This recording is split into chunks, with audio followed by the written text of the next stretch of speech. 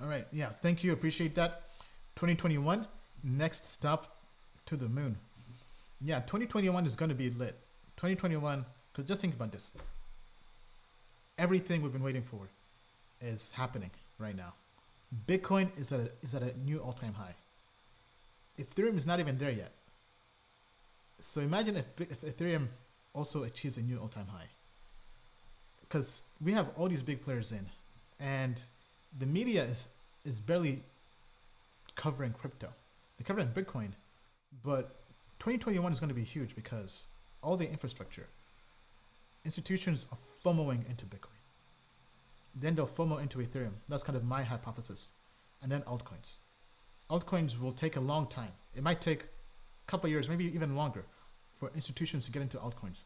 But if we think in first order principles, which is kind of a philosophy from philosophy, but made popular by Elon Musk, right? It's basically, if we break everything down to its most foundational form, what does that look like?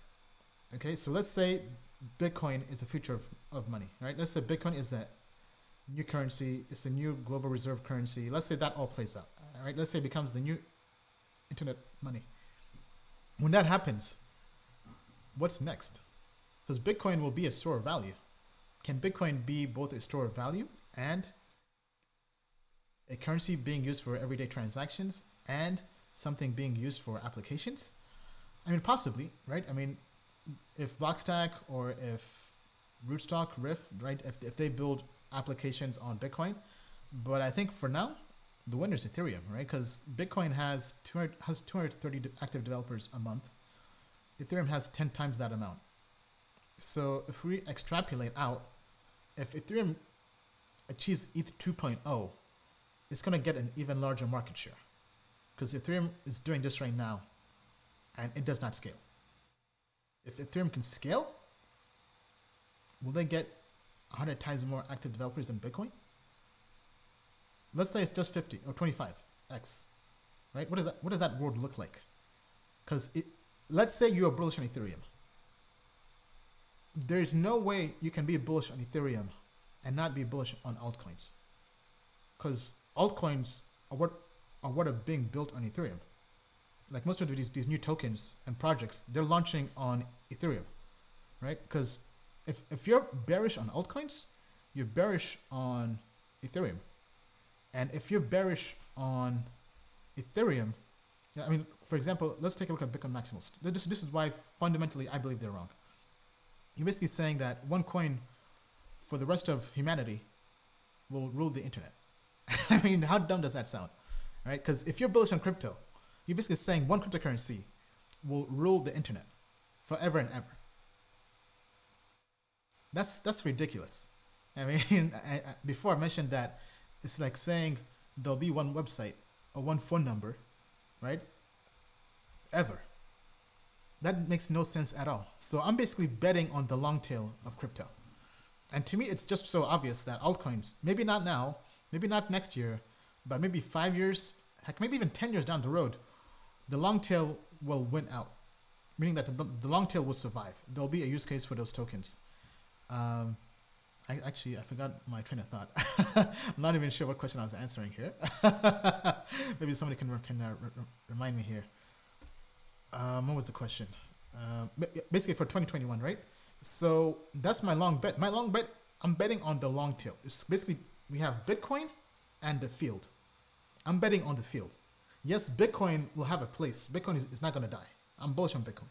But I'm saying we can make a lot more money on the field. Yes, Bitcoin is going up. But I mean, these altcoins, they're going to go up too, right? It's like saying, do you bet on the car industry or Tesla, right? And when Tesla was young, yes, you go in on Tesla, you make your money, right? But I'm looking at the future, right? And the future is there'll be a place for Ethereum. As a result, there'll be a place for altcoins. Like, that's kind of my way of looking at things. Let me know what you guys think. Be bold. Consider the possibility that Bitcoin's long run up is a great setup for an extended and epic alt run up. Yeah, because Bitcoin is going to go up and eventually it will stop.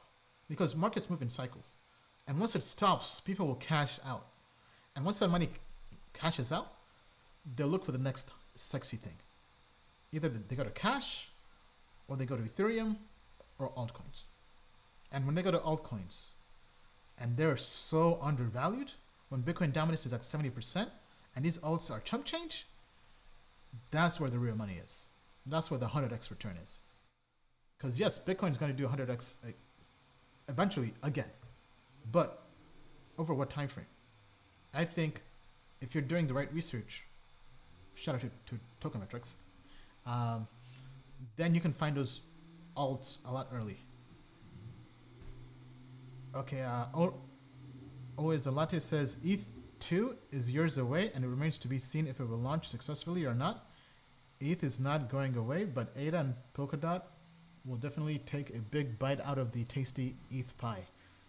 Yeah, I mean that's possible, but I mean that's why I say Bitcoin and the field, right?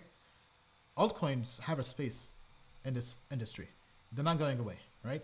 Because the people who are all in on Bitcoin, either they were early on Bitcoin and they made their money, or they don't have the time to be early, right? They're basically laggards, the late adopters. You basically have the early adopters who made the money and became laggards, but you have people like us who missed Bitcoin. Well, I mean, I got into Bitcoin under 1,000, but I didn't get into Bitcoin under $10, right? So when I say missed, I mean that perspective. I missed the early times in Bitcoin. So once you make your money, you're cashing out, you're buying a yacht, you just kumbaya, right? You're on the moon and you're very, very passive. It's kind of like it's kind of like retired. I feel like Bitcoin maximals are retired people in crypto. Okay, they've made their money and they're retired, right? Retired people should not be giving advice to people who are just getting started, right? Because yes, you should have Bitcoin in your portfolio. I mean, even though I don't have Bitcoin, but don't follow me, right? Because what I'm doing is kind of different, right? Because I'm building a company, Token Metrics, in crypto. So I already have exposure to crypto through equity in Token Metrics, right? So whether I don't have a particular coin or not, if crypto ends up becoming the future of money, I still win because I've built a company in the crypto and blockchain space. So I have actual equity, right? So I don't have to necessarily have like all these altcoins or Bitcoins, even though I do have ETH and altcoins. But what I'm saying is I don't have Bitcoin right now, but I mean, ETH has done fairly well and so have these other altcoins, right? So that's kind of my take on that. But anyway, I'm kind of going in circles. What I'm trying to get at is 2021 is just the beginning. It's just the beginning because Bitcoin rallies, Ethereum rallies, altcoin rally to the moon and beyond, right? You have ETH? Yes, yeah, I have Ethereum. Pretty much my portfolio is mainly ETH and altcoins. Been a while since we saw you preach. Thank you. Altcoins to the moon. We did cover Litecoin on the last live stream on Wednesday. Okay, well, it looks like we switched over to the super chats.